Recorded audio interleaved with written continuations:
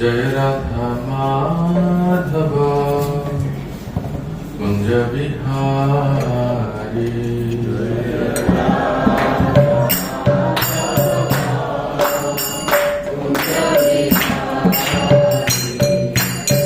राधा माधव कुंज बिहारी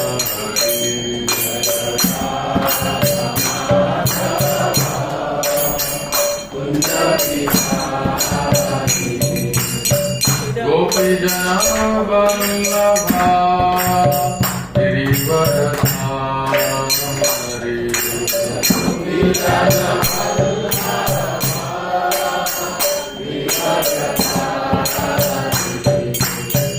गोपी जना वल्लभा गिरिवरधारी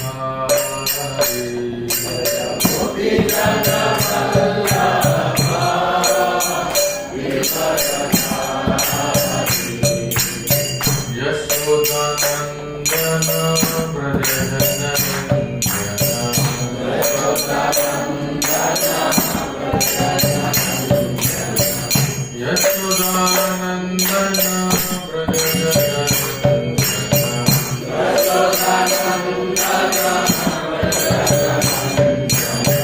यमुना तीरवनचारी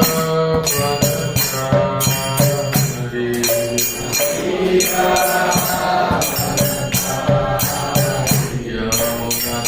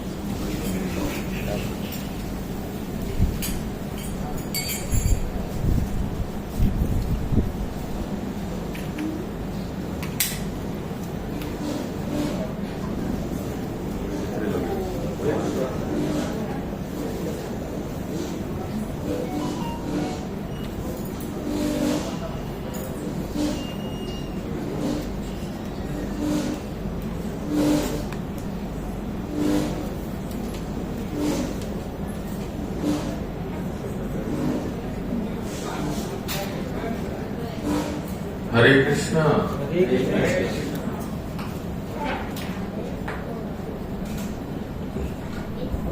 बांग्ला, हिंदी, उड़िया, तेलुगु, इंग्लिश, अरबी, कौन भाषा में?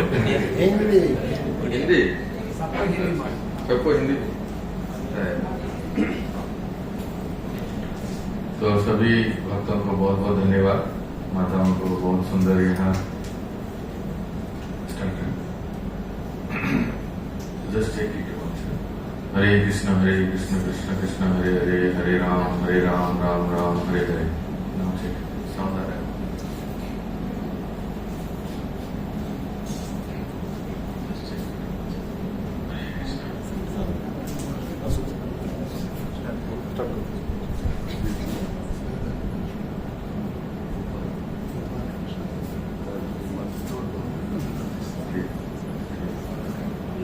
So sound is coming in.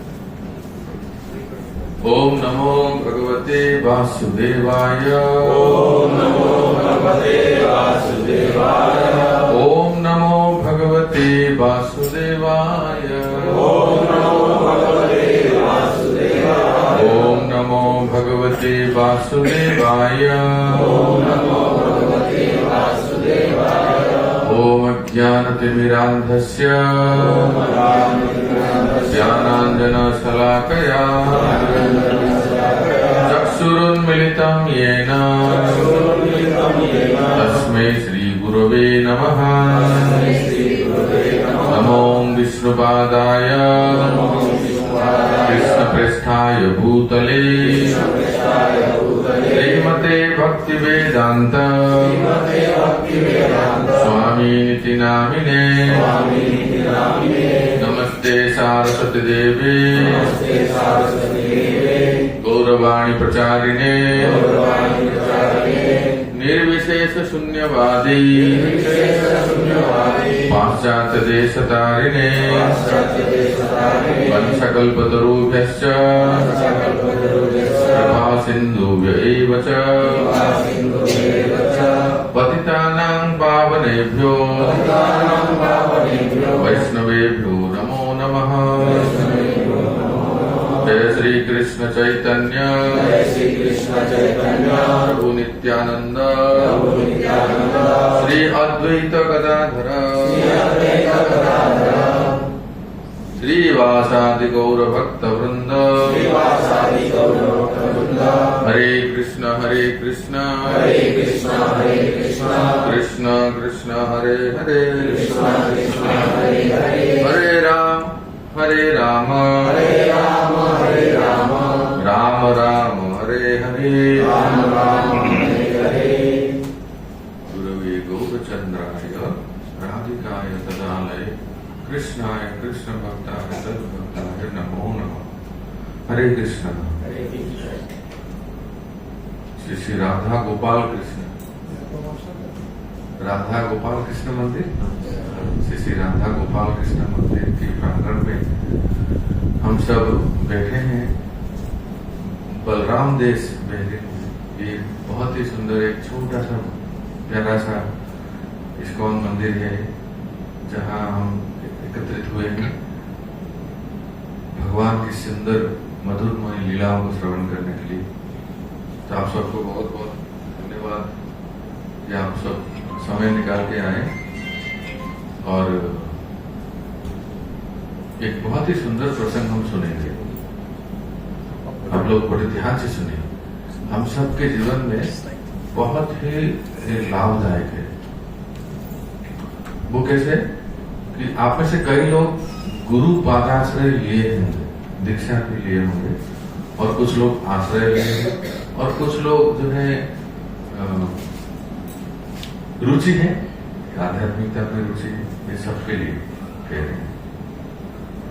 तो प्रसंग ये भक्तों, आज से हजारों लाखों करोड़ों वर्ष पहले भगवान श्री हरि नारायण के एक महान भक्त हुए हैं, केवल 5 वर्ष के, जिनका नाम था श्री प्रहलाद, और जिनके पिता the most wanted underworld don gangster the great Hiranyakashipu, जिनको इस संसार में कोई भी नहीं जीत सकता। ये जितने भी आजकल देख रहे हैं सब जो गैंगस्टर होते हैं, ये तो कीड़े मकोड़े हैं उनके सामने, जिन्होंने प्रकृति के नियम को भी बदल दिए थे। हिरण्यकशिपु ऐसे प्रतापी थे, अगर चलते थे इंद्रदेव छतरी लगाते थे, बादल हो जाता था। अगर कहे हिरण्यकशिपु अभी अगर होते तो अगर कहे कि इतना धूप हो रहा है, इतना गर्मी हो रहा है, दिल्ली 50 डिग्री से ऊपर जा रहा है, हिरण्यकशिपु अगर आदेश दे देना इंद्रदेव, तो तुरंत बारिश हो जाएगी। इतना सुप्रीमेसी, इतना controller, never in the history, न भूतो न भविष्य। वो यही मानते थे कि मैं ही परम भगवान हूं। पर उनके खुद के सुपुत्र, जिनका नाम था प्रहलाद, छोटा, उनके 4 पुत्र थे, सबसे छोटा बेटे का नाम था प्रहलाद, बिल्कुल विपरीत, पापा के पिता के विपरीत। पिता कहते थे हिरण्यकशिपु बोलो, उनके राज्य में सबको बुलवा देते वो, the supreme personality of God and Hiranyakashipu की। आप लोग नहीं बोल रहे, वो लोग राज्य में, उनके राज्य में ऐसे बोलते थे। कोई किसी की हिम्मत नहीं होती तो और किसका नाम ले ले, सत्य बात है। लेकिन उनके ही बेटे उनके खिलाफ हो गए, उनके विपरीत हो गए। जब स्कूल में पढ़ने के लिए गए प्रहलाद, तो उनके जितने स्कूल मेट्स थे, क्लासमेट्स थे, है ना, तो सबको उन्होंने प्रीचिंग करना शुरू कर दिया। जबकि उनके स्कूल में भक्ति का बी अक्षर भी कोई नहीं पढ़ता था। पढ़ने की बात छोड़िए, सिलेबस में ही नहीं था। उनके जो भी पैटर्न, सीबीएसई पैटर्न होगा ना, उस सिलेबस में कोई आध्यात्मिकता का तो था ही नहीं। केवल डिमोनिक एजुकेशन जो आजकल हम पढ़ रहे हैं हमारे एजुकेशन में। वैल्यूज कल्चर के लिए तो अलग से हम जाके स्कूल के प्रिंसिपल से परमिशन लेके हम उनको कहते हैं कि आपके बच्चों को हम वैल्यू एजुकेशन देना चाहते हैं, इसलिए अलग से बुक भी बनाए हमारे इस्कॉन में, पुणे इस्कॉन में, वैल्यू एजुकेशन बुक। ये जाके उनके बच्चों को पढ़ाते हैं, एक पीरियड हम पढ़ाते हैं। मैंने अपने करियर में, मैं एक सरल उड़ीसा के गांव से हूं, कभी मैंने देखा नहीं कि को एजुकेशन क्या होता है। जब मैं पुणे में ज्वाइन किया तो सबसे पहले वहां देखा कि कोएड क्या होता है। सही में जब स्कूल पिचिंग के लिए गए हम, तो देखा कि वहां जो सीटिंग पैटर्न है, कोएड तो आप जानते ही हैं, बॉय विथ ए गर्ल है, बॉय विथ ए गर्ल है, बॉय विथ ए गर्ल, ऐसे बैठते हैं, एक लड़का एक लड़की ऐसे। तो मैं तो कभी ऐसा स्कूल में पढ़ा ही नहीं। हमारे यहाँ बॉयज एक तरफ बैठते हैं, गर्ल्स एक तरफ बैठते हैं। आज से 20 साल पहले की बात कह रहा हूँ, जब मैं पुणे में शुरू किया स्कूल प्रीचिंग, तो मैं जाके देखे हैरान हो गया। मैं तो सिर पे हाथ देते, इनको क्या पढ़ाएगा अभी, ये तो पहले से ही बिगड़े हुए हैं। जब साथ में बैठते हैं तो बिगड़े हुए हैं ना, ऐसा था। तो सिलेबस में तो ये सब नहीं है, इसलिए वैल्यू एजुकेशन अलग से देना पड़ता है। तो भक्तों कहने का अर्थ है कि ऐसे स्कूल में प्रहलाद महाराज अपने क्लासमेट्स को बहुत सुंदर शिक्षा दी। उस शिक्षा में से एक शिक्षा हम लेते हैं, वो कहते हैं अपने उनके क्लासमेट्स सब उन्होंने पूछा, प्रहलाद हम लोग जिस स्कूल में पढ़ते हैं तुम भी वही स्कूल में पढ़ते हो, हम जिस देश में हैं ब्रिटेन में तुम भी वही देश में हो, हमारे माता पिता जिस प्रकार से एक नंबर के डिमन है, तुम्हारे पिताजी तो the king of the demon है, तुमने ये हरे कृष्ण कहां से आया? Good question, good question. Education एक तरह का है, फ्रेंडशिप भी एक तरह का है, और माहौल भी एक टाइप का है। यहाँ कोई एक भी कोई व्यक्ति नहीं, हिम्मत नहीं होगी जो हरे राम हरे कृष्ण कर दे। और तुम कैसे इतने कम उम्र में भगवान के प्रति भक्ति, ये हरे कृष्णा, ये सब कैसे, कहां से, कौन बताया, कौन सिखाया? आज तक जिसने भी प्रहलाद महाराज से पूछा, बेटा प्रहलाद, उनके पापा ने भी पूछा था, स्कूल टीचर ने भी पूछा था, किसी को नहीं बताया। सुनिए ध्यान से, हरि बोल। कब, कहां, क्या, कितना बोलना है, एक कला होती है। प्रहलाद को जब उनके पिता ने पूछा, तुम्हारी ये बुद्धि भ्रष्ट क्यों हो गई, कैसी हुई? बुद्धि भ्रष्ट का अर्थ क्या है? तुम मुझे छोड़ के किसी और की भक्ति कैसे कर रहे हो? ये कहां से बुद्धि तुम्हारी भ्रष्ट हो गई? तो डायरेक्ट प्रहलाद महाराज ने कुछ उत्तर नहीं दिया। उनके स्कूल टीचर ने पूछा, उनके स्कूल का नाम था हिरण्यकशिपु केंद्रीय विद्यालय, सेंट्रल स्कूल। उनके संडा वर्ग टीचर ने पूछा कि प्रहलाद, तुम्हारी बुद्धि ऐसे कैसे भ्रष्ट हो गई? हमारे स्कूल में कोई तो ऐसे नहीं आते हैं जो ये वैल्यू एजुकेशन शिक्षा देने के लिए, यहां तक इसकी हिम्मत ही नहीं होगी। उस समय भी प्रहलाद महाराज ने उनके टीचरों को ढंग से जवाब नहीं दिया। क्यों नहीं दिए? क्योंकि कुपात्र को प्रचार नहीं करना चाहिए। देखें, जो अनफेवरेबल है, जो सुनना नहीं चाहते हैं, जो लोग विधर्मी है, ऐसे लोगों को आप कहेंगे तो वो सुनेंगे नहीं, उल्टा असर होता है। कई बार हम भारतवर्ष में देखते हैं, जब ट्रेन में सफर करते हैं ना, तो कुछ ऐसे नमूने मिल जाते हैं। नमूने समझते हैं ना? देख के, महाराज जी, पंडित जी, प्रभु जी, बताइए भगवान राम ने ऐसा क्यों किया, भगवान कृष्ण ने ऐसा क्यों किया? उनका शुरुआत ही ऐसी होती है। अब बताइए, वो हमेशा जैसे लाखों चार्ज करने के लिए बैठे हैं। हम लोग ऐसे बात लोग जो बहस ही नहीं करते। अच्छा ठीक है, हम लोगों का कुछ जब तब है, भजन साधन है, उसके बाद में आपसे बात करेंगे इस बात को, क्योंकि लोग ऐसे भौतिकवादी लोग नहीं सुने, बस उनका शुरुआत ही ऐसी होती है। तो ऐसे लोगों को बताना नहीं चाहिए। जो वास्तव में श्रद्धालु है ना, देखो प्रहलाद महाराज ने अपने पापा को नहीं बताया, प्रहलाद महाराज ने अपने क्लास टीचर, स्कूल टीचर को नहीं बताया कि ये ज्ञान, ये बुद्धि, ये भक्ति कहां से आई। लेकिन जब बच्चे पूछे, अरे वो जो क्लास में जो बच्चे पूछे, उन्होंने देखा कि बच्चे बड़े श्रद्धावान है। सब मिला के बात कहां अटकती है? श्रद्धा। अरे बेटी, जिसकी श्रद्धा है वो पूछने का एक तरीका होता है, विनम्रता से जब पूछे, अरे प्रहलाद यार तुम बताओ, सेम स्कूल में पढ़ते हैं, सेम सिलेबस है, हमारे पापा भी एक नंबर के डीमन है, तुम्हारे पापा तो डीमन के राजा है, तुम्हें ये सब भक्ति कहां से आई? तो प्रहलाद महाराज कहते हैं, एक बार की बात है, जब मैं अपनी माँ के गर्भ में था, ये बात कभी किसी को नहीं बताया, श्रद्धावान देखे तो बता रहे, देवता लोग हमारे राज्य पर आक्रमण कर दिए, और पूरा स्टोरी बताते हैं। मेरी माँ को देवराज इंद्र ने पकड़ के ले गए, किस लिए? मुझे मारने के लिए।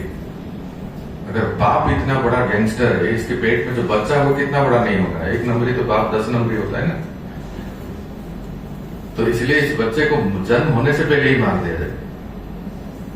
कयाधु को मारने ले गए थे, कयाधु के बच्चे को।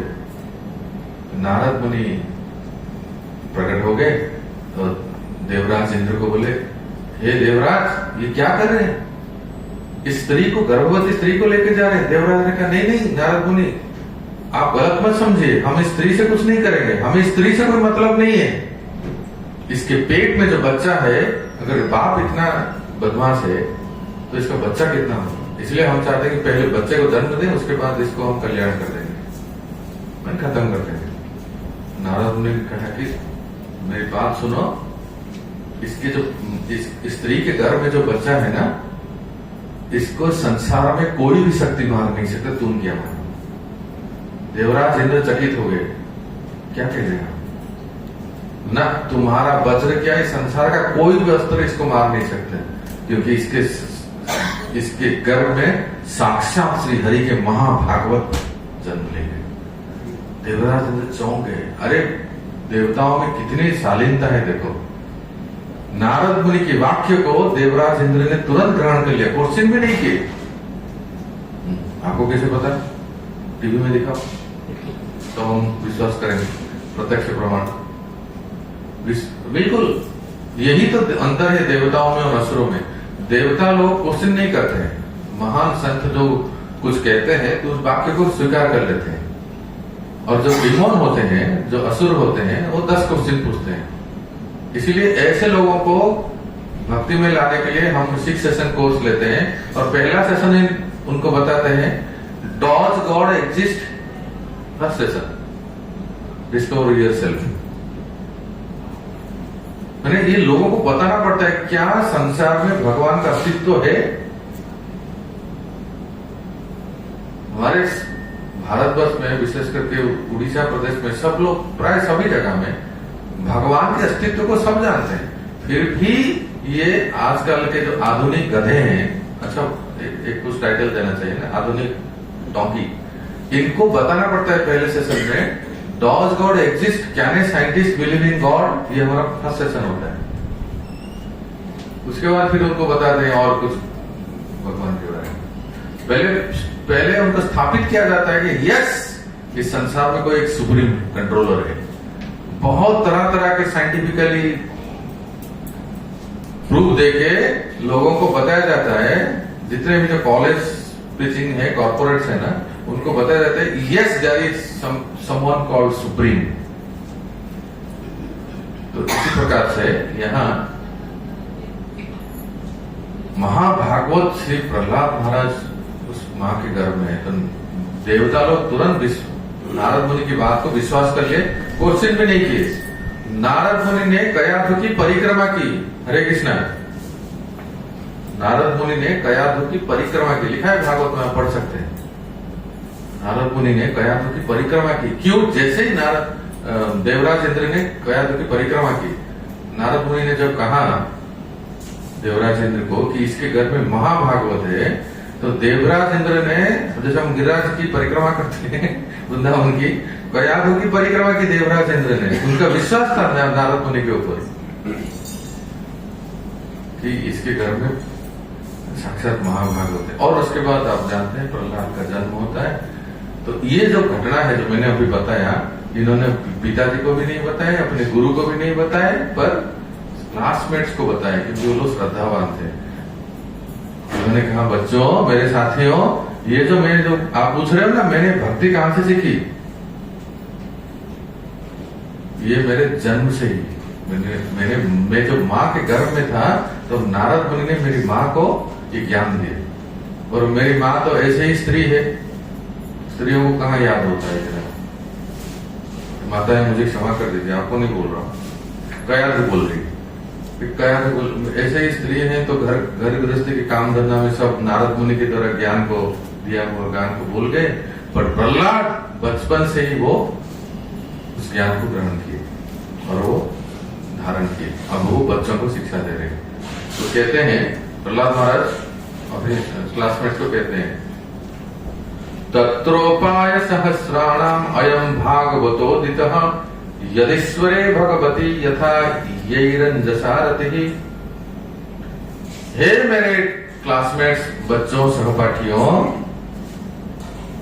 इस संसार में इस सारे कर्मिक रिएक्शन, कर्म के प्रतिक्रिया जिसका हम भोग रहे हैं, प्रत्येक व्यक्ति संसार में ना, everyone is reaping their own work। प्रत्येक व्यक्ति अपने कर्म का फल भोग रहा है। जब तक ये कर्म का चक्र लगा रहेगा, हम अलग अलग शरीर बदलते रहेंगे। ये तो नियम है। जब तो बच्चे पूछ लेंगे, प्रहलाद, ये कर्म का चक्र कब ध्वंस होगा? कर्म चक्र से हम कैसे कब मुक्त होंगे? क्या उपाय है? सुन रहे हैं सब लोग? एक बार यहाँ मेरी ओर ध्यान दीजिए। हरे कृष्णा। प्रहलाद महाराज को बच्चों ने क्या पूछा? क्या पूछा? कोई नहीं सुन रहे इसमें। एग्जैक्टली, माता जी के लिए हरि बोल बोली। Body present, mind absent. ध्यान से सुनिए, किसी को, मैं टीचर हूँ ना, इसलिए ऐसे ही मेरा शैली है, कथा वथा नहीं करता हूँ, ज्यादा पढ़ाता हूँ तो फैकल्टी हूँ, तो फिर मेरा स्टाइल ही ऐसा है। आप लोगों को बहुत ध्यान देना पड़ेगा, किसी को भी पूछ सकता हूँ। कोई मोबाइल में देख रहा है तो अभी पता चल जाएगा क्या कर रहे हैं। हाँ देखो, हंस रही है। प्रहलाद महाराज को उनके क्लासमेट्स ने पूछा, ये जो तुम कह रहे हो कि कर्म के चक्र है, जिसके नेटवर्क है, जिसके वजह से हम लोग यहाँ संसार में फंसते जा रहे हैं, how to cut this network? ये जो चक्र है, कर्म का जो चक्र है, कैसे इस ध्वंस करते हैं? इसका नाश कब होगा? तभी हम इस संसार के जन्म मृत्यु चक्र से फ्री हो सकते हैं, मुक्त हो सकते हैं। अब ये अभी तक जो मैंने बताया वो ट्रेलर था, असली क्लास अभी शुरू हो रही। तो प्रहलाद महाराज ने जो उत्तर दिया, प्रसंग हम समझ गए ना। हम सब इस कर्म के चक्र में फंसे हुए हैं, अपने अपने कर्म के वजह से भौतिक शरीर प्राप्त होता है और बार बार बार बार बार बार जन्म लेना पड़ता है। तो कर्म के चक्र से मुक्त होने के लिए उपाय, तो क्या उपाय है? 7th canto 7 chapter text 30, 31, 32, 33 7 point 30, 31 4 श्लोक में, 30 से लेकर 33 श्लोक में प्रहलाद महाराज कहते हैं कैसे क्या करें, क्या चुप उपाय है कि जिससे हम इस कर्म के चक्र से मुक्त हो सकते हैं। तो अभी 1-2 उसमें से 4 श्लोक में से 1-2 श्लोक लेते हैं और फिर मिलेंगे क्या प्रसन्न प्रभु? और एक दिन है मंडे, और बाकी के 2 मंडे को लेते हैं, क्योंकि अभी कम समय में इतना नहीं हो पाएगा। मैं इसलिए 2 श्लोक आज लेता हूं और 2 श्लोक मंडे को लेंगे, ताकि आप लोग आएंगे सुनने के लिए। हाँ। तो बहुत सुंदर श्लोक है कि कर्म के चक्र से कैसे मुक्त हो सकते हैं। प्रहलाद महाराज उत्तर दे रहे हैं अपने क्लासमेट्स को। तो अभी भी हम सुनेंगे, आप मेरे पीछे बोलेंगे, गुरु शुश्रूषया भक्त्या सर्वलब्धार्पणेन च संगेन साधु भक्तानां ईश्वर आराधनेन च श्रद्धया तत्कथायाञ्च कीर्तने गुणकर्मणा तत्पादाम्बुरः ध्यानात् तल्लिंगे अर्हणादिभिः। तो अभी थोड़ा सुनते हैं, फिर आगे सुनेंगे। एक एक करके प्रहलाद महाराज बहुत सुंदर बताते हैं। सबसे पहले कहते हैं, जिस व्यक्ति को, सुनो मेरे क्लासमेट्स, अपने वो सहपाठियों को बता रहे थे, जिस व्यक्ति को इस संसार के दुख यातना कर्म के चक्र से फ्री होना है, मुक्त होना है, सबसे पहले क्या करना चाहिए? कहते हैं गुरु शुश्रूषया भक्त्या। सबसे पहला है कि कोई आध्यात्मिक सदगुरु के शरण में जाना है और श्रद्धा से उनकी सेवा करना है। संसार से मुक्त होने के लिए सबसे पहला जो उपाय है, अभी एक एक करके प्रहलाद महाराज बताएंगे। First and foremost is to accept the bona fide spiritual master and serve him. तो इसका क्या अर्थ है, थोड़ा सा सुनते हैं। क्योंकि प्रहलाद महाराज ने कहा, जो बच्चों ने कहा कि बताइए प्रहलाद, अरे यार बताओ, तुमने अभी तक जो बताया कि संसार में इतना जटिल है, जंजाल है, कर्म के बंधन से कैसे मुक्त होंगे और भगवान श्री कृष्ण के प्रति रति प्रेम जागृत कैसे होगा? प्रहलाद महाराज ने पहला उत्तर दिया, सबसे पहले बच्चों, विद्यार्थियों, किसी के लिए भी आध्यात्मिक गुरु के शरण में जाए। भक्ति की शुरुआत होती है किसी आध्यात्मिक गुरु के शरण में। हमारे उत्तर भारत में, ब्रज में एक बहुत सुंदर दोहा गाते हैं। कितना महत्वपूर्ण है आध्यात्मिक गुरु के शरण में जाना, कि अगर भगवान के सामने प्रकट हो जाए ना, तो भक्त कहता है कि गुरु के पहले प्रणाम करें। अगर दोनों सामने प्रकट हो जाए ना, गुरु गोविंद दो खड़े काके लागे पाँव, कबीर जी। बलिहारी गुरु आपकी गोविंदियो बताए, है ना। अगर गुरु गोविंद सामने एक प्रकट हो जाए ना, तो सबसे पहले किसे प्रणाम करें? क्यों? क्योंकि गुरु ने ही गोविंद को बताया, गुरु ने ही गोविंद से परिचय कराया, नहीं तो कौन जानते थे। इसलिए भक्तों, आध्यात्मिक जीवन में कहते हैं कि सर्वप्रथम गुरु की शरणागति जाना है। पर ये तो सब आप जानते हैं, प्राय सभी लोग क्लास में रेगुलर आते ही होंगे। ऐसा नहीं कि जो भी कुछ बोल दिए। हमारे भी गुरुजी हैं, कहाँ है? यूट्यूब में। कहाँ है? यूट्यूब। जो भी कथावाचक है, कोई कुछ मंत्र दे दिया, कोई कुछ भभूति दे दिया, राम भभूति ले लो, समझ गए। बहुत सारे ऐसे मिलते हैं ना, आशीर्वाद।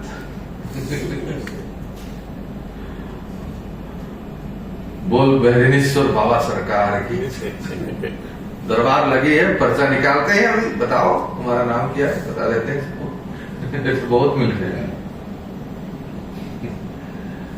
तो कहने का अर्थ है कि ऐसे नहीं, वैष्णव सांप्रदायिक गुरु, जैसे हमारे एक संप्रदाय है ब्रह्म मार्ग, यही तो मतलब देख रहा था, देखो इतना सुंदर संप्रदाय, भगवान श्री कृष्ण से लेके ब्रह्मा, नारद, व्यास, मध्व, फिर हमारे चैतन्य महाप्रभु, ये है वास्तविक संप्रदाय। तो अगर गुरु ग्रहण करना है तो ऐसे संप्रदाय में, जो मध्व, ब्रह्म, माधव, गौड़ीय संप्रदाय है, ऐसे भक्तिवेदांत स्वामी प्रभुपाद तक आए। फिर प्रभुपाद के जो शिष्य लोग हैं, परम पूज्य जयप्रकाश स्वामी गुरु महाराज, राधानाथ स्वामी महाराज, लोकनाथ स्वामी महाराज, राधा गोविंद महाराज, बालकृष्ण गोस्वामी महाराज, जितने भी अनेक गुरु महाराज हैं, ये सब वास्तविक संप्रदाय है।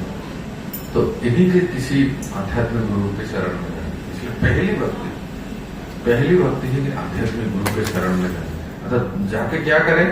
कहते हैं कि सबसे पहले तो उनसे सुने, आध्यात्मिक गुरु से सुने, वो जो कहते हैं ना, श्रवण करें उनसे। श्रवण करने के बाद उनकी सेवा करें, उनको प्रसन्न करें। गुरु महाराज, आपको अब मेरे लिए क्या आदेश है? आप जिन लोगों ने दीक्षा ली है ना, इनको एक बार मैं कह देता हूँ। जीव गोसाई पाद ने भक्ति संदर्भ में लिखे हैं, 6 संदर्भ लिखे हैं जीव गोसाई पाद, उसमें से एक संदर्भ है भक्ति संदर्भ। उसमें लिखे हैं, सुनिए ध्यान से, those who have accepted the spiritual master have taken initiation, for them the secret of success is that to ask the spiritual master how I can please you। अपनी आध्यात्मिक गुरु से जब भी कभी दर्शन होते हैं तो, हे गुरु महाराज, हमारे लिए आपका आदेश क्या है? तो गुरु महाराज सब जानते हैं सब शिष्यों को, ऐसा मत सोचें कि इसको नहीं जानते। तो बराबर आंसर देते हैं वो। अच्छा ठीक है, तुम ये सेंटर में रहकर सेवा करो, यहाँ प्रचार करो, यहाँ करो, या वृंदावन में रहो, या यहाँ रहो, या कहीं भी रहो। If your life is molded just in the direction of the spiritual master, that is the secret of success। तो इसलिए उनसे श्रवण करना है, उनसे शिक्षा ग्रहण करनी है, और फिर क्या? मंत्र ग्रहण करना है। फिर उनसे शिक्षा ग्रहण करने के बाद दीक्षा ग्रहण करनी है। If you read Bhakti Rasamrita Sindhu, how many of you have done Bhakti Shastri? Please raise your hand। भक्ति शास्त्री कौन सी है? बहुत सुंदर। नेक्टर ऑफ डिवोशन में आपने पढ़ा होगा 64 भक्ति अंग, 64 लिम्स ऑफ भक्ति, भक्ति रसामृत सिंधु में। तो 64 भक्ति के अंग है ना, सबसे पहला अंग क्या है? आदो गुरु पादाश्रय, सेकंड कृष्ण दीक्षादि शिक्षणम, थर्ड विश्रम्भेण गुरु सेवा। सबसे पहला इंस्ट्रक्शन है, रूप गोस्वामी पाद कहते हैं कि आध्यात्मिक गुरु के शरण में जाना, आश्रय ग्रहण करना, एक। फिर उनसे शिक्षा और दीक्षा लेना 2। फिर विश्रम्भेण गुरु सेवा, आध्यात्मिक गुरु की सेवा करें यथासंभव, तन से, मन से, धन से, जैसा भी हो आध्यात्मिक गुरु की सेवा करें। उनकी प्रसन्नता से अरे सर्व सिद्धि हो। यहाँ लिखा है भक्ति पूर्वक श्रद्धा पूर्वक गुरुदेव की सेवा करनी चाहिए। जो जो जो जो भक्त पुरुष शरीर में है, कुछ भक्त पुरुष शरीर में है, कुछ भक्त महिला माताओं के शरीर में है। जो माताएं हैं वो तो सन्यासी गुरु महाराज के पास नहीं जा सकते, उनकी सेवा अलग है। गुरु महाराज के लिए अलग तरह से सेवाएं होंगी, सब जानते हैं, करते हैं आप लोग। जो पुरुष शरीर में वो तो कम से कम गुरु महाराज के पास जा सकते हैं। तो यदि संभव हो कुछ शारीरिक सेवा मिले तो बपू सेवा करना चाहिए, और नहीं बहुत सारे सेवक हैं तो फिर वाणी सेवा, गुरु महाराज ने जो कहा है उसको हम करें। तो ये प्रहलाद महाराज कहते हैं सबसे पहले, और ये जो करते हैं ना, ये स्वयं भगवान ने करके दिखाया। श्री राम और लक्ष्मण जब जनकपुर गए थे, कौन किस मुनि के साथ गए थे याद करो तो? विश्वामित्र, राइट? हाँ, विश्वामित्र जी के साथ श्री राम और लक्ष्मण जनकपुर गए थे। जानते जब जनकपुर में पहुंचे, पूरे रास्ते में सिद्धाश्रम, आज जो बिहार के बक्सर है ना, वो विश्वामित्र मुनि का आश्रम था, सिद्धाश्रम थे। तो वहीं से सब लोग गए थे जनकपुर। पूरे रास्ते में रात्रि होते ही आप रामानंद सागर का रामायण देख सकते हैं, उसमें ये सीन दिखाया भी है। क्या करते थे? भगवान श्री राम अपने गुरु विश्वामित्र के चरण संवाहन करते थे, राइट? चरण दबाते थे। जब देर रात हो जाती थी तो गुरु विश्वामित्र कहते थे, अच्छा राम अभी विश्राम करो, तो गुरु जी विश्राम करते थे। और भगवान राम जब सेवा करके आते थे, दोनों भाई सेवा करते थे, श्री राम और लक्ष्मण दोनों भाई गुरु जी की सेवा करते थे। देखो स्वयं भगवान अपने आचरण से शिक्षा दे रहे। जब गुरु जी विश्राम कर लेते थे तो श्री राम और लक्ष्मण जब आते थे तो भगवान राम लेटते थे, लक्ष्मण जी उनकी सेवा करते थे। रात को 12 बजे तक विश्वामित्र जी सोए, कथा करते करते। वो विश्राम करने के बाद फिर भगवान राम आए तो वो सोते सोते 1 बजा होगा। फिर लक्ष्मण जी भगवान राम की सेवा करते थे। और लक्ष्मण जी कब सोए और कब उठे बताओ? लक्ष्मण जी श्री राम के चरण संवाहन करके चरणों में ही पौढ़े। रामचरितमानस में गोस्वामी जी कहते हैं पौढ़ गए, मतलब लेट गए, थोड़ा सा झपकी ले लिए, सोए नहीं, झपकी ले लिए, थोड़ा सा विश्राम कर। और जब उठना हुआ तो पहले लक्ष्मण जी जगे। जब पहले उठना रात को 3 साढ़े 3 बजे ब्रह्म मुहूर्त में, पहले लक्ष्मण जी जगे, फिर रघुनाथ जी जगे, फिर गुरु जी जगे। सेवक हो तो ऐसा है। तो गुरु की सेवा। और एक उदाहरण देते हैं, भगवान श्री कृष्ण ने भी अपने जीवन में गुरु ग्रहण किए। आप में से कोई बताओ भगवान श्री कृष्ण के गुरु कौन थे? याद करो, संदीपनी मुनि। कहाँ है ये? उज्जैन में। बहुत सुंदर, उज्जैन में आज भी है। आप कभी उज्जैन जाएंगे तो अवश्य दर्शन करें। महाकाल जी तो है ही, और सांदीपनी मुनि का आश्रम है। तो सांदीपनी मुनि के एक बार की बात है, कृष्ण और सुदामा, गुरु माता ने आदेश दिया था लकड़ी लाने के लिए। कहां से? वन से। तो लकड़ी लाने के लिए गए, बस गए तो गए, इतनी आंधी तूफान बारिश आई कि रास्ता ही भूल गए और वापस नहीं लौटे। रात्रि हो गई। गुरु सांदीपनी मुनि पूछे गुरु माता को, अपनी धर्मपत्नी को, अरे वो वसुदेव नंदन कहाँ गए? वो ब्राह्मण का लड़का सुदामा कहाँ गए? तो गुरु माता ने कहा कि क्या करे, लकड़ी की आवश्यकता थी, मैंने भेजा था और वापस आए ही नहीं हो। जरा सुनिए, भागवत में मैं आपको प्रमाण के साथ बता, 10:80 10वां संग 80 अध्याय में भगवान श्री कृष्ण और सुदामा रात भर बारिश में, ये सुने होंगे आपने घटना, रात भर बारिश में भीगे भीगे रह गए। और फिर अगले दिन सुबह सांदीपनी मुनि ढूंढते हुए गए, पुकारते हुए, कृष्ण सुदामा, ऐसे पुकारते हुए गए। तो अब देख रहे हैं कि लोग ठंडी में ठिठुर रहे हैं,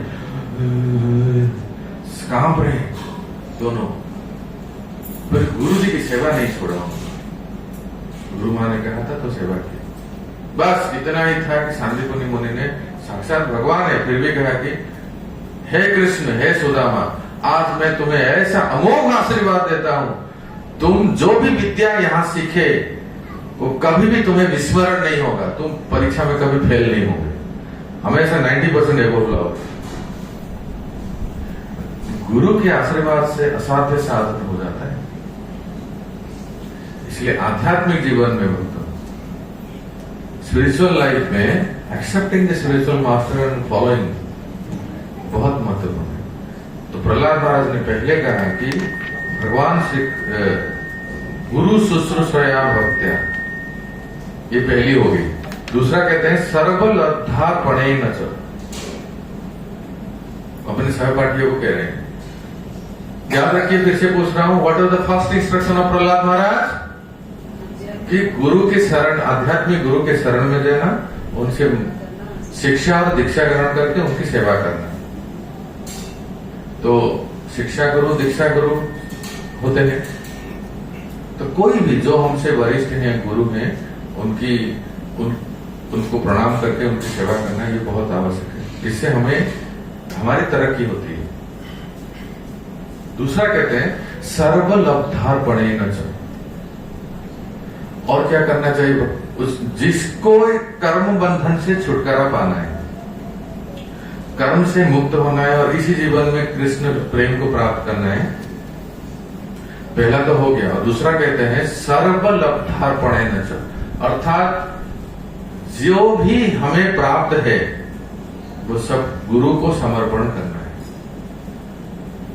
आज की तारीख में बता दे तो लोग चौंक जाएंगे, ये क्या, फिर मेरा कैसे चलेगा? ये प्रश्न ही नहीं था प्रभु भक्तों। वैदिक काल में, अरे वैदिक काल की बात छोड़ो, आपको बता रहा हूं 1967, ठीक है, ब्रह्मानंद स्वामी, याद रखिए, प्रभुपाद जी के फर्स्ट डिसाइपल, पहले बैच के, दिन भर जॉब करते थे। न्यूयॉर्क की बात कह रहा हूं मैं, दिन भर जॉब करते थे। उनका नाम था बॉन, ब्रह्मानंद स्वामी। दिन भर जॉब करते थे और रात्रि को आके सोते थे और मंदिर में रहते थे, जो उनका तो सेंटर था। और पूरे महीने का सैलरी, सत्य कह रहा हूं भक्त, आप पूछ सकते हैं, पूरे महीने का सैलरी प्रभुपाद जी को देते थे। इतना समर्पण पूरी। और इस्कॉन सेंटर में रहते थे और जो भी बनता था प्रसाद भोजन ग्रहण करते थे, फिर दिन में जॉब करते थे, अपना साधना भजना करके फिर जॉब पे जाते थे। एंटायर मंथ के सैलरी पूरा देते थे। तो एक बार ब्रह्मानंद स्वामी ने, प्रभुपाद जी के शिष्य जो हुए बाद में, उनको इच्छा हो कि प्रभुपाद ने भारत से जब आए तो क्या लेके साथ में आए थे? एक ट्रंक भर के बुक्स, भागवतम। तो ब्रह्मानंद स्वामी को लगा कि मुझे भी भागवतम पढ़ना चाहिए। तो उन्होंने जाके प्रभुपाद, उस समय प्रभुपाद तो नहीं कहते, स्वामी जी, ऐसे, Swami ji can I have वो बुक भागवतम? प्रभुपाद ने कहा yes of course, I have brought from India for all of you in America. तो प्रभुपाद उनको फर्स्ट कैंटो का भागवतम दे दे। तो ब्रह्मानंद स्वामी ने कहा कि thank you Guru Maharaj, thank you Swami ji. जैसे लौट के रिटर्न यू टर्न करके जाए तो प्रभुपाद ने पीछे से बोला, वेट, इसका पैसा कौन देगा? ब्रह्मानंद से बोले, प्रभुपाद मैंने पूरे महीने का सैलरी आपको दे दिया, गुरु जी को सब समर्पण कर दिया। बोले ठीक है, कोई बात नहीं, अगले महीने दे देना। इतने सरेंडर है भक्तों, ये आप कम नहीं है। जितने जो प्रभुपाद जी के शिष्य है ना, ऐसी शरणागति में भगवान के सामने त्रिवार सत्य करके बोलता, हम लोग में कभी नहीं होगा ऐसी शरणागति। ये जितने भी सब है ना, जयपताका स्वामी, ब्रह्मानंद स्वामी, राधानाथ स्वामी, इन लोगों ने प्रभुपाद के लिए जीवारे माताएं भी, एक माता जी के कहते को गुरु के प्रति कैसी शरणागति। और एक बात है, आप लोगों को शायद प्रभुपाद पास टाइम कभी कोई बोलते नहीं, थोड़ा एक दो सुन लेते हैं, तब पता चल गया गुरु के प्रति शरणागति। माताएं कैसे थे? मालती माता जी, कौशल्या माता जी और यमुना माता जी, ऐसे कुछ माताएं थे और कुछ प्रभु जी सब लोग प्रभुपाद के साथ मिलकर दिल्ली से पंजाब जा रहे थे, अमृतसर, ठीक है। और प्रभुपाद जी का जो सीट रिजर्वेशन था सेकंड एसी में था, बाकी लोग थर्ड एसी में बैठे थे। और प्रभुपाद जी बंगाली थे, इसलिए उनको भात अच्छा लगता था, भात, राइस। उड़ीसा बंगाल में भात अच्छा, साउथ में भी राइस खाते हैं। तो प्रभुपाद जी ने कहा कि can I get some hot rice. अब ट्रेन में हॉट राइस कहां से लाएंगे बताओ, ये तो स्वामी जी बाहर का तो कुछ खाते ही नहीं है, ठीक है ना। हम लोग जब ट्रैवलिंग करते हैं जगन्नाथपुर, बाहर का कुछ लेते हैं, क्या लेते हैं प्रसाद में, खुद बना के लेके जाते हैं, घर में बना के लेके जाते हैं, माता जी कुछ बना लेती है। या तो कोई रास्ते में इस्कॉन मंदिर हो तो फोन कर देते हैं, हेलो हरे कृष्णा, हम 2 भक्त आ रहे हैं, स्टेशन में प्रसाद पहुंचा देना, राधे राधे। तो मंदिर से प्रसाद आ जाता है। उस समय तो कोई ज्यादा मंदिर नहीं था ना। This is called dedication. देखो ये 3 जो थे ना, मालती, कौशल्या और यमुना, तो उसमें जो कौशल्या माता जी थी, उसने कहा Prabhupada what do you want. Prabhupada ने कहा if I can get some hot rice. तो लोगों ने सोचा कि हॉट राइस अब कहां से लाएंगे। ये तीनों माता जी गए पेंट्री में, पेंट्री का थे ना, पेंट्री में गए और उन्होंने कहा कि वो विदेशी थे, अंग्रेजी थे सब, और ये तो भारत की ट्रेन है। उन्होंने कहा कि देखिए, उन्होंने कैसे तो बताया, इंग्लिश में ही बताया, हमारे गुरु महाराज को अभी इसी वक्त गरम भात खाने की इच्छा है, राइस खाने की इच्छा है। तो पेंट्री काट के जो कुक थे बोले ठीक है हम बना कर देते। नहीं आप बनाएंगे और हमारे गुरु महाराज थोड़ी लेंगे। तो बोले क्या चाहते हो, हम बनाएंगे। बोले ये पैसेंजर होकर पेंट्री काट में आके बोल रहे कि हम कुकिंग करेंगे, ये इंडियन रेलवे में कोई रूल नहीं है, गेट आउट। बोले ऐसा क्यों कहते हो, ये वर्ल्ड आचार्य है, ये कोई कम नहीं है, तो ये पूरे विदेश में प्रचार करके आए हैं। आप एक वैष्णव, एक भक्त को थोड़ा सा हम सेवा करना चाहिए, हमारे गुरु महाराज की इतना भी नहीं कर सकते। बोले अरे मैडम आप पागल हो गए क्या, ऐसा कभी कोई नहीं होता है, कोई पैसेंजर आके पेंट्री कार्ट में खुद कुकिंग रसोई करके बना के देंगे। नहीं बताइए आपको क्या चाहिए, हम बना के दे देंगे। बोले ऐसा नहीं है, हम लोग हमारे गुरु महाराज किसी और के हाथ से नहीं लेते हैं, आपके पता नहीं बर्तन में क्या क्या कुकिंग करते हैं। और आपके यहाँ पे बहुत सारे नॉन वेज ये भी बनता है ना, सब वेज नॉन वेज सब मिक्स होता है, ऐसे नहीं लेते। भक्तों में आपको क्या कहूं, वो तीनों माता जी तो भिड़ गए उस पेंट्री इंचार्ज से। जब वो नहीं माना, बोले ये क्या बात करे, पागल हो गए क्या विदेशी माता जी, पागल हो गए, ऐसा कभी होता है कोई पैसेंजर आके पेंट्री कार्ट में कुकिंग करे, नहीं ऐसा नहीं होता है। तो तीनों माता जी जो है ना, इनको तो किसी भी तरह से अपने गुरु महाराज की सेवा करना ही था। जो कौशल्या माता जी थी, कौशल्या मालती कोई तीनों में से, उसने कहा कि पेंट्री कार्ट को जो पर्सन था, जो पेंट्री का इंचार्ज था, उनको बोला देखो अगर तुम अभी हमारे गुरु महाराज के लिए गरम भात बनाने के नहीं दोगे, मैं जा रही हूँ, कूद जाऊंगी, चलती ट्रेन से कूद जाऊंगी। तो वो व्यक्ति था, वो पागल हो गया कि सही में औरत जब बिल्कुल पागल हो गई, तुम क्या कर रही हो, तुम हमारे ऊपर कोई केस करोगे। तो बिल्कुल बोले नहीं, कौशल्या माता जी सीधा चली गई वो गेट के पास कि तुम अभी हमें अलग से बर्तन दोगे कि नहीं, हमारे गुरु महाराज को गरम राइस चाहिए। वो चली गई उस गेट के पास, वो कूदने ही वाली थी। तब तक भारत में अगर किसी अमेरिकन पर्सन का अगर कुछ ऐसे हो जाता है तो कितना बड़ा अपमान है, इधर सीधा अमेरिकन गवर्नमेंट एक्शन ले लेगा इंडिया के ऊपर, ये कोई सबका कम बात नहीं थी। और देखिए उन माताओं का अपने गुरु के प्रति कितनी शरणागति, कितना समर्पण। फिर तुरंत वो पेंट्री जो था वो व्यक्ति, अरे पागल हो गई, इन लोगों को किसी तरह से जान बचाओ, ठीक है तुमको जो करना है करो, ऐसा उन्होंने अनुमति दे दिया। तो तीनों माताएं पेंट्री के बर्तन को बढ़िया से धोए, साफ किए, थोड़ा गंगा जल छिड़के और पिठाए भात, एकदम गरम गरम भात, और उसके ऊपर से एकदम शुद्ध देसी गाय का घी टपकता हुआ, आधे घंटे के अंदर 20 मिनट के अंदर प्रभुपाद जी को जाके दिए। प्रभुपाद जी आश्चर्य हो गए, बोले ट्रेन के अंदर गरम राइस कहां से आया? तो माताओं ने कहा कि Prabhupada you just honour it, our existence of life is to see the smiling face at your smile at your face. हमारे जीवन की पूर्णता यही है कि आपके चेहरे पे एक मुस्कान, यही हमारे जीवन की पूर्णता है। भक्तों, जब ये शरणागति किसी व्यक्ति का, किसी भक्त का अपने गुरु के प्रति हो जाए ना, भगवान ज्यादा दूर नहीं है, भगवान ज्यादा दूर नहीं है, भगवान प्रकट हो जाएंगे। आप इतना आसान मत समझिए कि इतने बड़े विश्वव्यापी international society for Krishna consciousness इतना आसानी से हो गया। इन्हीं सब भक्तों की समर्पण है। बताओ, जिस व्यक्ति ने, जिस माता ने अपना ट्रेन से कूद के जीवन देने के लिए सज्ज हो गई थी, अपने गुरु को थोड़ा सा प्रसन्न करने के लिए, ऐसे माताओं को, ऐसे शिष्यों को क्या प्रभुपाद कभी भूल पाएंगे? कोई भी गुरु ऐसे सरेंडर डिसाइपल को कभी भूल पाएंगे? इसलिए प्रभुपाद ने कहा कि जिस समय मैं भारत में प्रचार कर रहा था, कोई एक भी भारतीय मुझे साथ नहीं दिया, उस समय इन विदेशियों ने साथ दिया, सारे विदेशी भक्त। इसलिए मैं हमेशा इनके प्रति ऋणी हूं।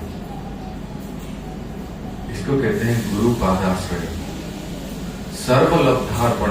जो भी है उनका, मैंने कहा ना, ब्रह्मानंद स्वामी ने सब कुछ प्रभुपाद को दे दिए थे।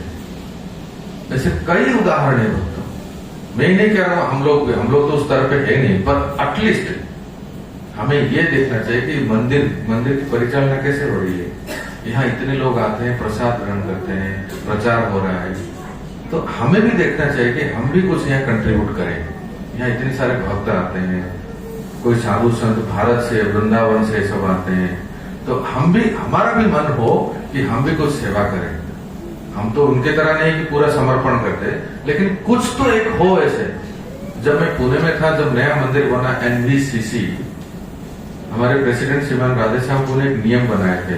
NVCC इस्कॉन टेम्पल के बाजू में जितने लोग कांग्रेगेशन डिवोटी रहते हैं, फैमिली अराउंड 500 कांग्रेगेशन वहां रहते हैं, एक कम्युनिटी है। उन्होंने कहा था कि everyone should give at least 10% of their income to the temple, at least 10। Now you can tell me, if someone is earning 1000 rupees per month, what is the 10%? 100 rupees। तो प्रत्येक भक्त को जो गृहस्थ आश्रम में, संसार में है, उनके जीवन में एक ध्येय बना लेना, एक नियम बना लेना चाहिए कि हम जो भी हमारे पास रिसोर्स है, जो भी हमारे, उसका मिनिमम में कह रहा हूं 10, 20%, 50% जितना भी हो सके, गुरु, वैष्णव, गौ, गोविंद प्रचार, भगवत गीता प्रचार की सेवा में लगाना चाहिए। और जो ये सेवा करता है ना, उसको भगवान और देते हैं। इसकी जो सेवा करते हैं ना, इससे हमारी धन की शुद्धि होती है, एक। दूसरा, प्रचार, सनातन धर्म का प्रचार प्रसार होता है। और तीसरा कि जो हमारी भक्ति बढ़ती है। तो इसलिए यहाँ प्रहलाद महाराज कहते हैं सर्वलब्धार्पण। यहाँ तक कि भक्तों, हमारी बारे में कह रहा हूं मैं स्वयं, हम लोग तो कोई अर्निंग नहीं करते हैं ना, हम लोग ने तो फुल टाइम जीवन दे दिया ना, फुल टाइम मॉक जिसको कहते हैं, और प्रचार करते रहते हैं। और प्रचार में भी हमें जो भी कुछ मिलता है ना, कोई फॉलोअर बनते हैं, कहते ना प्रभु जी हम आपके हैं, हम आपसे दीक्षा लेना चाहिए। कुछ लोग ऐसे भी कहते हैं हमें आप अपने शेल्टर में ले लो, या कोई धन भी देते हैं। जानते हैं हम क्या करते हैं? ये प्रिंसिपल हमारे लिए सर्वलब्धार्पण। हमारा तो कोई घर परिवार है नहीं, हमें जो भी मिलता है हम इस्कॉन मंदिर में, हम जिस मंदिर से आए ना, उस मंदिर में, या हमारे गुरु महाराज को, या जो भी कोई भक्त मिलते हैं हमसे, हम उनको लेके गुरु महाराज को समर्पण करते हैं। गुरु महाराज को शरण में जाओ भाई, मैं तो एक माध्यम हूं, मैं एक पोस्टमैन की तरह हूं। ऐसे समर्पण होने चाहिए। तो ये हो गया सर्वलब्धार्पण। तीसरा कहते हैं संगेन साधु भक्ताना। तीसरा क्या कहते हैं प्रहलाद महाराज कि हमेशा हमारा एसोसिएशन, हमारी संगत कैसे हो? जितने सब एक नंबर के बदमाश गुंडे माफिया के साथ हो, ऐसा मैं देख रहा था, आप लोग सुन रहे कि नहीं, चेक कर रहा था। हमारा संगत, हमारे संग किससे हो? ऐसे लोगों से ना हो, सत्संग हो, जो लाइक माइंडेड, जो पॉजिटिव वाइब्रेशन क्रिएट करते हैं, जो डिवोटी हैं, जिनमें सद्गुण है। तितिक्षवा कारुणिका सुहृदा सर्वदेहिना अजात शत्रव शांत साधव साधु भूषण। कपिल भगवान कहते हैं साधुओं के लक्षण क्या है? जो सहनशील है, तितिक्षवा, और क्या है? जो करुणा है, जिनके हृदय में करुणा है। तितिक्षवा कारुणिका सुहृद, जिनके मन में किसी के प्रति भी शत्रुता नहीं है, सबके प्रति मित्र भाव है। सुहृद सर्वदेहिना, सबके प्रति उनका सौहार्द है, कभी भी नहीं देखते हैं ये तेलुगु है, ये बंगाली है, उड़िया है, ये मराठी है, ये ईरान का है, ये इराक का है, ये पाकिस्तान का है, ऐसा भाव नहीं है। सबके प्रति वो एक जैसा सद्भावना है, सबको वो चाहते हैं कि भगवत भक्ति में लगाए। सुहृद सर्वदेहिना अजात शत्रु, भक्त तो वो होते हैं जिनके शत्रु पैदा ही नहीं हुए। अजात शत्रु साधव, इन्हीं को साधु का ये लक्षण होता है। एक किसी ने बहुत अच्छा कहा है, भक्त, जरा सुन लीजिए कान खोल के। हमारे जीवन में कोई ऐसा व्यक्ति हो जिसको देख के हम सहन नहीं कर पाते हैं। रिपीट करूंगे इसे, हमारे जीवन में कोई ऐसा व्यक्ति हो जिनको देख के हम सहन नहीं कर पाते हैं, तो समझ लीजिए कि इसी जीवन में हमारा भगवत धाम जाने का टिकट कैंसिल, रिजेक्ट। तो फिर कैसे करना चाहिए? इसको बहुत सुंदर व्याख्या विश्वनाथ चक्रवर्ती पाद कहते हैं इसकी टीका में। कहते हैं कि भक्तों का संग करे, पर कैसे भक्तों का?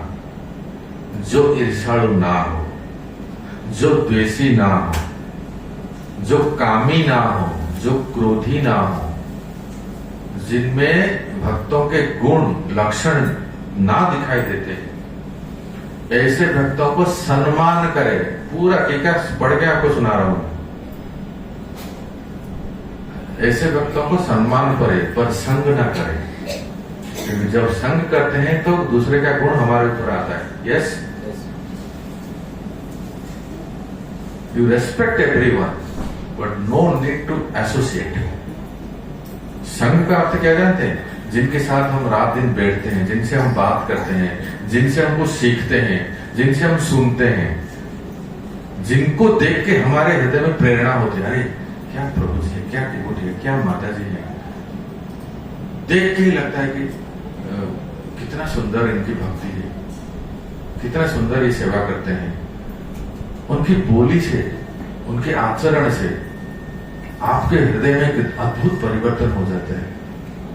बड़े पर्सनैलिटी है, क्या आकर्षण है इनमें। प्रत्येक व्यक्ति को जैसे लग रहा है कि अपनी ओर आकर्षित कर लेते हैं। कितनी शुद्धता है, कितनी सादगी है, कोई बड़प्पन नहीं है। ये जो भक्तों को गुण है ना, ऐसे भक्तों का सत्संग करें। और जो चुगली करते हैं, दूसरों की बुराई करते हैं, बैक बाइटिंग करते हैं, फॉल्ट फाइंड करते हैं और तरह तरह के जो असुविधाएं क्रिएट करते हैं, हो सकता है वो डिवोटी हो, पर उनको सम्मान करे, संग ना करे, क्योंकि वो उससे फिर असर होता है। इसी को कहते हैं कि संजेन साधु भक्ताना ईश्वर आराधने। प्रहलाद महाराज कहते हैं और क्या करे? ईश्वर की आराधना करे। सबसे बड़ी आराधना है ईश्वर की, उनका नाम ले। हरे कृष्णा कृष्णा कृष्णा हरे हरे, हरे राम राम राम हरे हरे। ईश्वर की आराधना अर्थात सबसे बड़ी आराधना के लिए अगर जितना समय मिले तो भगवान का नाम जप करे। माला के ऊपर हरे कृष्ण कृष्ण कृष्ण हरे हरे, हरे राम राम राम हरे, माला पे जप करे। और नहीं तो कीर्तन करे, गुनगुनाए, भगवान का नाम ज्यादा से ज्यादा लेने का प्रयास करें। हम लोग हमेशा अपना वो अगर आपके पास हमारे भारत में पेटीएम, फोन पे या SBI का अकाउंट हो तो योनो इत्यादि बहुत सारे ऐप्स हैं, तो हम देखते रहते हैं कि कितना है बैलेंस। और कहीं से अगर मैसेज आ जाता है, क्यों आवाज आता है, तो तुरंत देख लेते हैं कि बैलेंस कितना है। हमारी होली नेम की बैंक बैलेंस बढ़ानी है। होली नेम की ATM में जो बैंक बैलेंस है उसको बढ़ाना है। कैसे बढ़ाएं? जब हम नाम या तो फिर आप जप करें, नहीं तो कीर्तन करें। जब भी समय मिले भगवान का नाम जीवा पे होना चाहिए, गुनगुनाना है।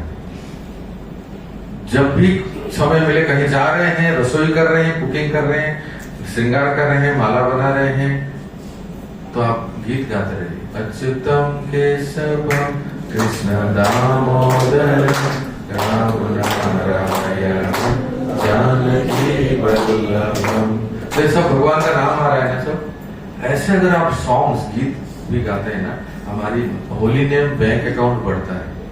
केवल माला पे जप करना तो करना ही है, पर इसके अलावा जब फ्री टाइम मिलता है ना, सब इसमें भगवान के सुंदर सुंदर पदों को गाना है।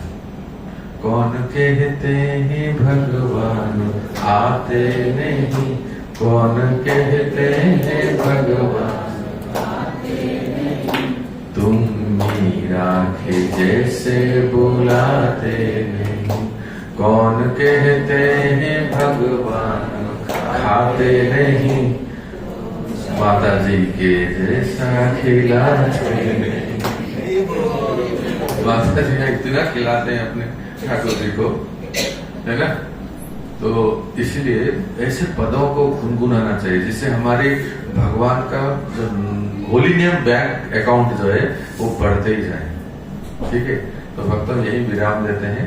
प्रहलाद महाराज ने अपने सहपाठियों को, क्लासमेट्स को फिर से एक बार रिपीट कर देता हूँ। पहली बात बताए कि एक्सेप्टिंग द स्पिरिचुअल मास्टर, सबसे पहले हमें आध्यात्मिक गुरु के शरण में जाना है, उनसे शिक्षा ग्रहण करनी है, दीक्षा और उनकी सेवा।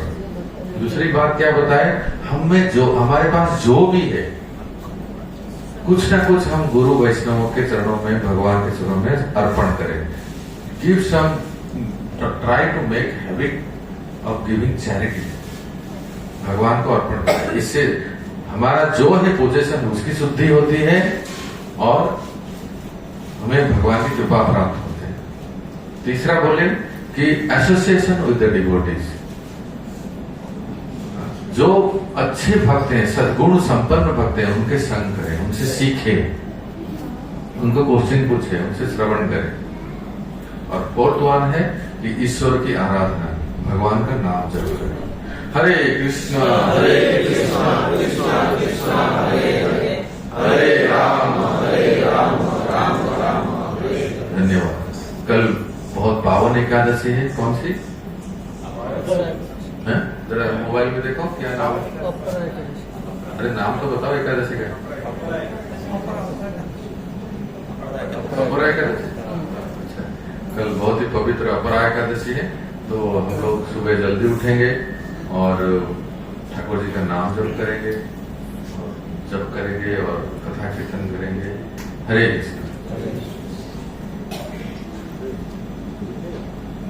माता जी कोई प्रश्न?